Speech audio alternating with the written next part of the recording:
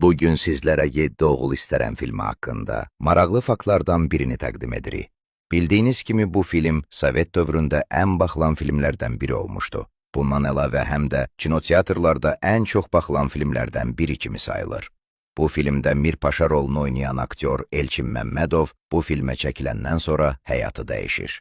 Bir gün küçə ilə gedərkən ona 2 nəfər hücum edir və bıçaqla zərbə vururlar. Aktyor ağır vəziyyətdə xəstəxanaya aparılır və əməliyyat olunur. 2 saat əməliyyatdan sonra onun həyatını xilas edirlər. Bu hadisədən sonra aktyor 3 ay palatada yatır. Bu hadisəni törədənləri həbs edirlər. İstintaq araşdırmasında aydın olub ki, onlar Elçini məscidə it bağlamağıma görə vurublar və dindirilmə zamanı onlar deyib ki, gərək o əclaf ölərdi.